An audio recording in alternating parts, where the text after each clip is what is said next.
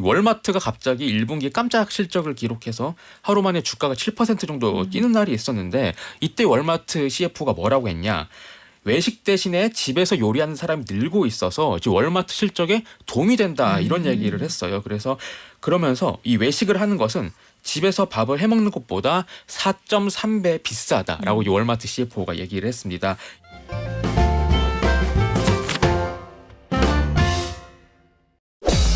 트렌드를 통해 돈의 속마음까지 들여다보는 맨손경제. 국민일보 이광수, 머니투데이 조한송 기자 오셨습니다. 안녕하세요. 안녕하세요. 자, 오늘도 돈의 뒤태까지 보는 시간인데 이 기자님. 네. 최근에 마트, 홈쇼핑 이런 유통 채널에서 칼, 도마, 주방가위 이런 게 되게 잘 팔린다는데 이런 거 원래 집에 있는 거 아니에요? 그러니까 원래 집에 있는 건데 네. 없는 분들이거나 아니면은 좀 내 낡았다 너무 안 써서 이제 낡았다는 분들이 새롭게 사는 분들이 많다고 하는데요.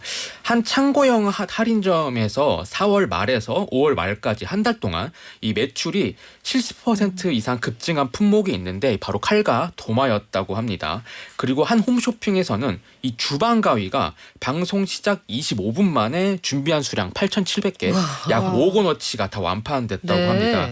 그 이유가 이제 우리의 통장을 갉아먹고 있는 이 외식 물가 때문입니다. 이 외식 물가가 너무 올랐기 때문에 예전처럼 계속 사 먹다 보면은 지금 좀 수지타산이 안 맞는 그런 상황이다 보니까 안 되겠다. 집에서 좀 해 먹어야겠다. 이런 수요들이 늘면서 이런 주방용품들이 좀 많이 팔리고 있다. 이렇게 얘기가 나오고 있고 이게 우리나라만의 현상은 아니잖아요. 사실 외식 물가가 올라가는 것은 이제 전 세계적인 현상인데 미국에서도 이제 비슷한 현상이 일어나고 있다고 합니다. 이 미국 폭스 비즈니스 보도를 보면은 이 미국인의 68%는 가격 부담 때문에 이 외식 대신 식재료 구입을 선택하고 있다라는 설문조사 결과를 보도하기도 했습니다.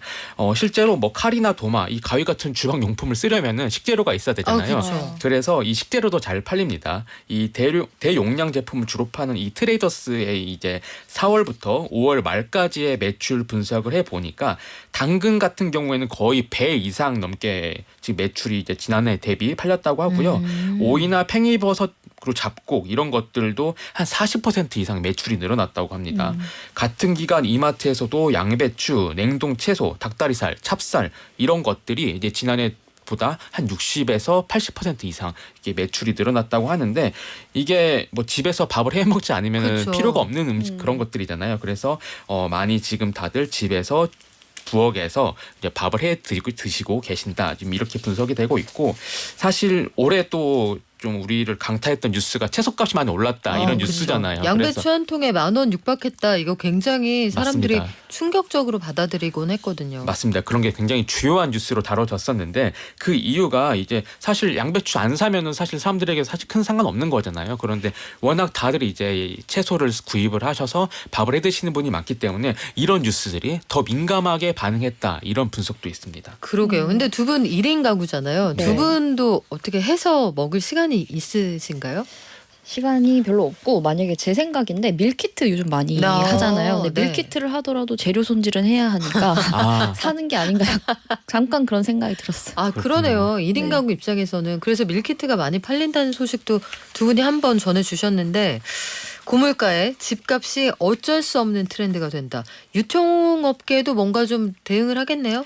네, 맞습니다. 이 롯데마트 같은 경우에는 그 이왕점을 새로 단장을 했는데 기존에는 한 식품 매장이 마트 전체 면적의 절반 정도였다고 하는데요. 이번에 재단장하면서 70%까지 올렸다고 합니다. 신도시에서는 수요가 확실히 많은가 봐요. 그런 것 같습니다. 이게 잘 팔리기 때문인데 이게 미국 주식 투자하시는 분들은 모두 다 알죠. 월마트가 갑자기 1분기 깜짝 실적을 기록해서 하루 만에 주가가 7% 정도 뛰는 날이 있었는데 이때 월마트 CFO가 뭐라고 했냐.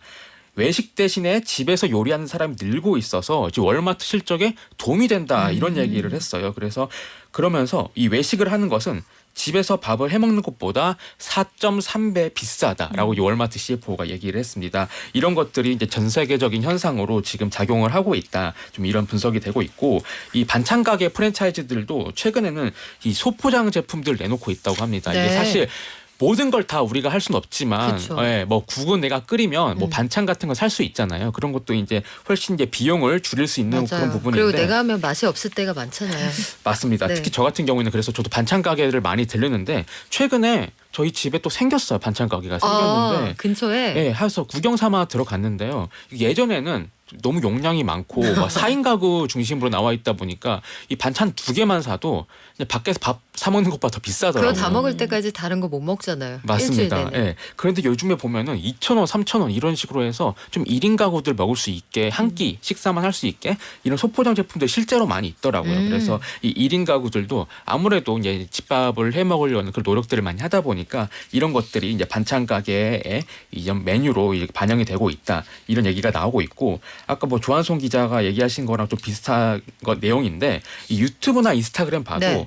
주말 하루에 이 3일치나 5일치 정도의 점심 도시락을 미리 준비해 놓고 아. 이 냉장실이나 냉동실에 보관해 하나씩 좀 꺼내 먹는 이른바 이제 밀프렙 영상도 많습니다. 일주일치 만마를 내가 나를 네. 위해서 도시락 7개씩 준비하는 거예요. 네, 맞습니다. 야, 정성이다. 이거 닭가슴살 네. 좀 삶고 감자볶음 약간 삶아서 이렇게 해가지고 일주일치 이걸 점심으로 먹겠다. 나는 내가 돌봐 이렇게요. 네, 맞습니다. 그래서 그렇게 뭐 직접 하는 것도 있고 뭐 이 밀키트처럼 나와가지고 일주일 동안 직장인의 외식에 대한 비용을 줄여주는 그런 상품도 많이 광고되고 있습니다. 그러니까요. 이게 진짜 다들 고물가 시대에 생존하기 위한 일종의 표류기 같은 건데 패밀리 레스토랑이 그래서 다시 인기가 많아진대요. 원래는 왜 목 좋은데 2층짜리 건물 딱 짓고 주차하기 좋은데 있다가 상가로 들어가다가 가게가 작아지다가 점점 사라지는 분위기였거든요. 네. 무엇이 패밀리 레스토랑의 심폐소생술을 했습니까?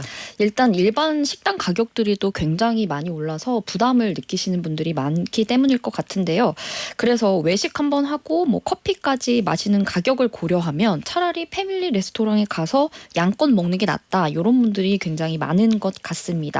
실제로 좀 가격을 보니까요. 한 대기업 프랜차이즈에서 한식 뷔페를 운영하고 있는데 주중에 평일 점심 가격이 19,900원이고 저녁이 25,900원입니다. 물론 이 가격도 그렇게 저렴하다고 보기는 어렵지만 요즘 뭐 김치찌개에다가 뭐 커피 한 잔만 마셔도 2만 원이 훌쩍 넘기 때문에 그렇죠. 충분히 좀 합리적인 가격이다 이렇게 생각하시는 분들이 많은 것 같습니다. 그래서 실제로 보면은 이랜드 계열의 애슐리킨즈나 뭐 자연별곡 이런 가게들이 있는데 이 1분기 매출이 지난해보다 50%에서 60% 이상 늘었다고 하니까요. 이런 인기를 좀 반영하는 것 같고요. 그리고 이런 패밀리 레스토랑뿐만 아니라 호텔에서도 이제 그래요? 요즘에 인기가 많다고 하는데요. 명동에 있는 뭐 한 비즈니스 호텔이 점심 뷔페를 16,000원대에 이제 제공을 하고 있다고 하는데요. 이 주변 식당에 가서 뭐 줄 서서 기다리고 돈 내고 먹느니 이런 비즈니스 호텔에서 있는 뷔페가 낫다. 이렇게 생각하는 분들도 있어서 좀 수요가 있다고 합니다. 밀키트나 반찬 가게에 소포장된 반찬들 합리적으로 활용하고 계시다 이런 분들 많이 계시네요, 실제로.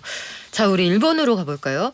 일본 하면은 딱 떠오르는 게 각종 만화 캐릭터, 뭐 아톰부터 시작해서 최신 캐릭터까지 야, 여기는 끝이 없구나 싶었는데 요새는 한국의 웹툰이 일본 시장을 석권하고 있다. 이거 맞습니까?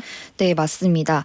네이버 웹툰의 일본 서비스인 라인 만가가 4년 만인 지난달 기준으로 일본 현지 앱 마켓에서 매출 1위를 기록했습니다. 이것이 그러니까 게임 분야에서만 1위를 기록한 게 아니고요. 전체 앱 가운데 가장 많은 매출을 올린 것이라서 굉장히 좀 의미가 있다고 보여집니다. 이렇게 라인 만가가 일본에서 앱 마켓에서 매출 2위를 기록한 것은 4년 만이라고 하는데요. 올해 초까지만 해도 매출 4위에서 8위권을 기록했었는데 갑자기 이제 흥행 작품이 늘어나면서 네. 1위에 오르게 됐습니다. 뭐가 그렇게 인기가 많았어요? 네, 지난해 웹툰 뭐 입학용병이라든지 약탈신부, 재혼 황후 등 이런 것들이 있었고요. 특히 좀 일본 현지에서 나온 웹툰도 조금 인기를 끌었는데요. 신혈의 구세주라는 이 만화가 월 거래액이 1억엔을 넘기면서 또 굉장히 인기를 끌었다고 합니다. 이 신혈의 구세주라는 만화는 지난달부터 우리나라에도 좀 선보여졌는데 일본 일본뿐만 아니라 북미에도 이렇게 서비스를 시작할 것이라고 합니다. 그러니까 하나의 작품인데 다양한 언어로 번역을 해서 글로벌로 서비스하고 있는 것들이 이런 서비스가 탄력을 받고 있다. 이렇게 볼 수 있을 것 같습니다. 그래서 1위는 라인 망가였고 또 네. 2위도 국내 기업인데요. 카카오가 운영하는 카카오픽 코마가 줄곧 1위를 하다가 뭐 라인 망가에 밀려서 2위로 내려오긴 했지만 여전히 일본 시장에서 또 굉장히 인기가 있는데요. 이렇게 일본 시장에서 국내 웹툰 플랫폼들이 굉장히 크게 돌풍을 일으키고 있다. 이렇게 볼 수 있을 것 같습니다. 일본이 국내 플랫폼을 눈썹을 치켜뜨고 찾아보는 이유가 있기도 있구나 이런 생각이 드는데 국내 웹툰 플랫폼이 일본에서 잘 나가는 이유가 있을까요? 일단 일본에서 현지화 전략이 성공했다 이런 분석이 많은데요. 일본의 출판 만화 시장 그러니까 종이로 된 이 만화 시장이 좀 침체된 상황에서 이 작가들에게 자신의 만화를 연재할 수 있는 공간을 일단 만들어줬고요. 또 유망 작가가 계속 배출될 수 있도록 새로운 콘텐츠를 만들면서 이렇게 생태계를 구축했던 것이 좀 성공 요인이었다. 이렇게 분석이 되고 있고요. 그리고 이제 카카오픽 코마의 경우에는 여기도 일본에서 굉장히 좀 인기를 끌고 있는데요. 이곳은 한국을 비롯해서 뭐 일본 아니면 중국 이렇게 이곳에서 제작된 웹툰을 일본에 또 공급을 하고 또 일본 만화를 전자책으로 만들어서 서비스를 이어가고 있는데요. 이렇게 디지털화를 이끌면서 만화 시장의 성장을 이끌었다. 이렇게 분석이 되고 있습니다. 우리나라와 다르게 일본 만화 시장 규모는 조금 계속 성장하는 규모의 분위기인데요. 지난해 기준으로 6,900억 엔 수준으로 이 중 약 70%가 이러한 웹툰이나 이 출판 만화를 디지털화하는 서비스가 차지를 하고 있다고 합니다. 그래서 업계 관계자들은 일본에서 웹툰 생태계가 이제 막 형성이 되면서 현지 제작사들도 빨리 늘어나고 있고 시장이 점차 커지고 있다. 이렇게 분석하고 있습니다. 근데 조 기자님 지금 게시판에서도 네이버 나스닥 가는 거 관련해서 여러 가지 의견들 주시는데 네이버 웹툰 미국에 상장한다 이 이야기 나오면서 관련주들 들썩였잖아요. 지금 기업 가치 얼마까지 받을 수 있다 이렇게 예상을 합니까? 웹툰 엔터테인먼트는 증권 신고서를 제출하면서 뭐 신규 주식의 발행 규모나 공모가액은 공개를 하지 않았습니다. 다만 블룸버그가 조사한 내용이 있는데요. 웹툰 엔터테인먼트의 기업 가치가 최대 40억 달러 그러니까 우리 돈으로 뭐 약 5조 5천억 원에 이를 것이다. 뭐 이렇게 전망을 했는데요. 이 규모가 어느 정도냐 이렇게 보니까요. 최근 뉴욕 증시에 상장하기 직전에 기업 가치를 50억 달러로 평가받은 미국의 유명 소셜 미디어인 레딧과 비슷한 수준이라고 합니다. 이게 만화가 아이고 애들 보는 거 아니야 이렇게 생각하던 시절이 옛날에 잠깐 있었습니다만 이제는 어른들까지 보는 드라마화되는 것의 대부분의 그러니까 저작권을 가지고 있는 그 IP가 대부분 웹툰입니다. 해서 웹툰 시장이 정말 중요하고요. 요거 원소스 멀티유즈하는 시장으로 커나가고 있거든요. 앞으로 어떻게 될지 진짜 궁금해지네요. 자, 그리고 테슬라 얘기 오랜만에 하게 되는데 테슬라의 대장인 일론 머스크가 이끄는 여러 기업 중에 하나 이 스페이스X라는 곳이 있어요. 여기에서 우주를 왔다 갔다 하는 스타쉽이라는 일종의 우주선이죠. 왕복 마을버스라고 해야 될까요? 우주 마을버스 왔다 갔다 하니까. 근데 이게 지구 궤도를 비행한 뒤에 무사히 귀환을 했다. 이광수 기자님, 우리 이제 그러면 어떻게 화성으로 MT 가고 이런 날을 옵니까? 금방? 올 수도 있다고 하는 네. 게 지금 과학계 전문가들의 공통된 의견인 것 같습니다. 이 말씀하신 것처럼 왔다 갔다가 목표였는데 왔다가 갔다가 왔습니다 이번에. 그래서 의미가 있는 건데요. 이 스페이스 X의 로켓 우주선 이름이 스타쉽입니다. 이 미국 현지 시간으로 6일 이제 미국 텍사스주 발사 시설에 발사가 돼서 네 번째 시도였는데 지구 궤도 비행과 함께 지구에 다시 기원하는데 성공을 했습니다. 이 초대형인데 이게 121m 길이거든요. 그러니까 지금 30층 아파트보다 더 큰 우주선이 왔다 갔다 이렇게 했다고 볼 수가 있습니다. 그 종전의 시험 비행이었던 세 번째 시도에서는 지구 재진입하는 과정에서 폭발을 하기도 했습니다. 그래서 그거 보면서 거 봐라 저기 사람 탔으면 다 죽었다 뭐 이런 얘기 있었는데 이번에는 무사히 안착을 하면서 아 이거 정말 네. 화성으로 여행 가는 날도 수년 내에 올 수도 있다 이런 얘기가 나오고 있습니다. 이 스타쉽 같은 경우에는 애초에 좀 우주 관광이나 좀 화성에 이제 그 가기 위해서 만들어졌기 때문에 100명을 사람을 태울 수 있도록 그렇게 설계가 됐고 100톤이 넘는 화물을 실을 수 있는 거대 우주선으로 설계가 됐습니다. 그리고 이 스타쉽은 2026년 미 항공우주국 달 착륙 프로젝트 때 우주 비행사들을 태우고 갈 임무를 지금 맡고 있습니다. 그리고 100만 명이 거주하는 화성 정착 기지를 만들겠다. 이거 일론 머스크의 꿈이잖아요. 우리는 보내달라고 안 했는데 그렇게 본인이- 우리를 화성으로 이주를 시켜주겠다고. 네, 본인의 꿈인데 뭐 그 꿈을 위해서 좀 재사용이 가능하도록 설계가 됐습니다. 그래서 재사용을 하려면 갔다가 이제 다시 지구로 와야 되는데 이번에 좀 오는데 성공을 했다. 이런 데서 지금 굉장한 의미가 있다라고 분석이 되고 있습니다. 그래요. 이게 만약에 상용화가 된다. 대중화된 우주 관광 상품 이런 거 곧 나올 수가 있을까요? 어때요, 조 기자님? 아, 네. 현재 가능한 우주 관광은 고도 한 100km 상공에서 올라가서 수분간 무중력 상태를 뭐 체험하는 수준인데요. 비용이 또 굉장히 비쌉니다. 1인당 비용이 50만 달러, 그러니까 우리 돈으로 약 6억 8천만 원 우와. 안팎인데요. 이 돈 내고 갈 수 있는 분 많지 않겠죠. 한 10분 있는다고 해도 10분에 7억을 쓰는 거예요. 그렇죠. 와. 만만치 않은 네. 가격인데요. 이렇게 스타쉽처럼 만약에 재사용이 가능한 우주선이 나중에 좀 상용화가 된다면 이 비용을 좀 획기적으로 줄일 수 있어서 상품들도 많이 출시가 될 것 같은데요. 대표적으로 앞서 일본에서 디어문 프로젝트라는 것이 있었는데요. 이렇게 스타쉽에 승선을 해서 뭐 달 궤도에 비행하는 프로젝트로 기획이 됐었는데 사실 스타쉽의 개발이 좀 늦어지면서 이 프로젝트는 무산이 됐지만 앞으로 이 스타쉽이 향후 시도에서 뭐 유인 비행까지 성공을 한다면 앞으로 이 민간 우주 관광 프로그램은 좀 생겨날 것이다, 이렇게 보입니다. 아니 지금 우주 관광하면 뭐 볼 게 많을까요? 이런 의견도 주시네요, 게시판에. 우주에 제일 많다고 하는 게 저의 짧은 우주 지식으로는 적색 외성이라는 게 제일 많다고 하지 않아요? 그거 말고 뭐 볼 수 있지 가면? 아직 아무것도 없지 않을까. 저희 아직까지 저희 네. 셋 중에 가본 사람이 없어가지고 요거 어떻게 여러분 생각은 어떻습니까? 왔다 갔다 할 수 있으면 나 다음 달에 잠깐 목성 갔다 올게 이런 거 생긴다는 얘긴데 네. 어떨지 모르겠어요. 우주에서 또 지구를 바라보는 아. 그런 게 영화에 많이 등장하지 않습니까? 여기가 지구 네. 그 뷰 맛집이야. 네. 지구 뷰 맛집. 제일 아름다운 저 행성 지구별. 그러네요. 금성 갔더니 너무 춥더라 이런 얘기. 네. 그래 어떨지 좀 지켜볼게요. 그리고 최근에 여러분 성장 과정에 CD 플레이어 사용하셨는지 모르겠는데 조 기자님, 네. CD 플레이어라는 것 자체가 뭔지도 모르는 세대하고 우리가 동시대를 살아가고 있잖아요. 근데 앨범 팔 때 CD를 만들어서 파니까 그게 굿즈 기능을 하는 건 알겠는데 낭비다 이런 얘기도 있었단 말이에요. CD 무용론을 정면 돌파한 K-팝 아이돌 그룹이 있어요? 네, 걸그룹 에스파의 이야기입니다. 에스파가 정규 1집인 아마겟돈을 출시하면서 CD 플레이어를 함께 주는 한정판과 일반판으로 이렇게 따로 출시했는데요. 그러니까 우리가 흔히 아는 그냥 CD만 있는 일반판이 있고 CD 플레이어를 같이 주는 한정판으로 이렇게 나눠서 한 겁니다. 그래서 CD 플레이어가 있는 이 한정판의 가격이 14만 5천 원이었는데요. 이 CDP 한정판은 지난달 24일 예약 판매를 했는데 1시간 만에 모조리 동이 났다고 합니다. 에스파 세다. 세죠. 네. 온라인 대기 구매자만 뭐 수십만 명을 넘어서면서 품절 대란 분모에 등극을 했는데요. 어떤 CD 플레이를 주느냐 이것도 좀 궁금해하실 네. 텐데요. 제조사 아이리버가 만든 CD 플레이어라고 하고요. 이거 저희 집에 있어요. 이 집에 있어요? 목에 걸고 다니던 거. 그러니까요. 네.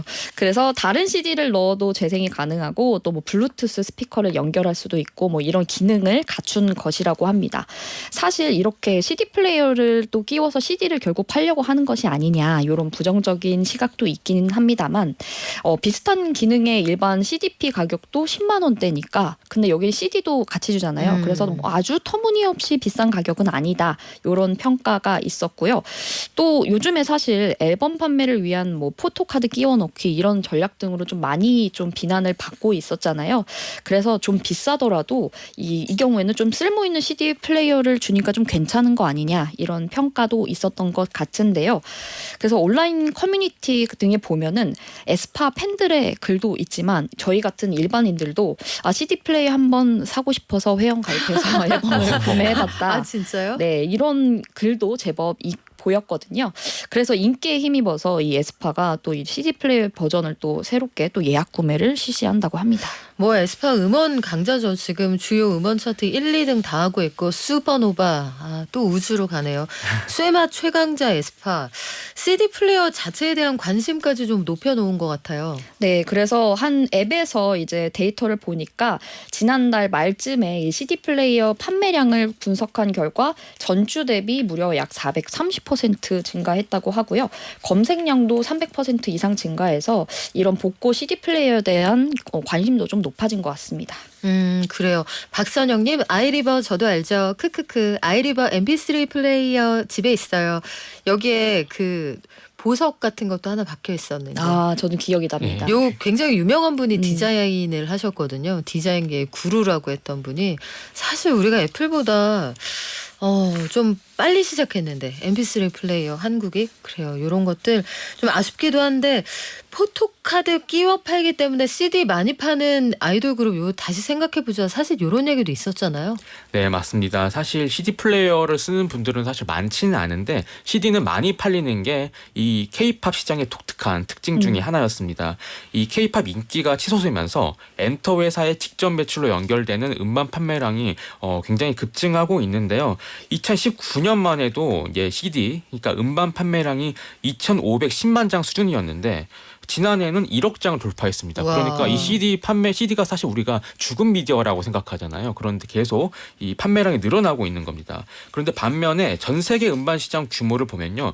2010년 기준으로는 90억 달러 수준이었는데 2020년 들어서 반토막이 나서 43억 달러로 줄었습니다. 그러니까 글로벌리 CD 판매량은 줄고 있는데 이 K-팝 CD 판매량만은 늘어나고 있는 거예요. 그래서 그 이유는 알고 보면은 이 CD 안에 들어있는 한정판, 이 포토카드를 구하기 위해서 아니면은 해당 아티스트, 내가 응원하는 아티스트의 인기에 영향력을 좀 보여주려는 그런 팬층의 애정 등이 좀 복합적으로 작용한 결과로 분석이 되고 있고, 그러니까 이게 사실 뭐 들을 수 있는 방법도 없고 뭐 한 장 이미 있으니까 두 장, 세 장은 사실 뭐 듣는데 필요 없는 거잖아요. 네. 그래서 폐기되는 CD량이 굉장히 많다고 하고 이 실물 CD가 네. 이 플라스틱 제작되어 있는데 굉장히 또 환경오염에도 문제가 있다고 합니다. 알겠습니다. 오늘도 두 분 말씀 잘 들었습니다. 고맙습니다. 네, 감사합니다.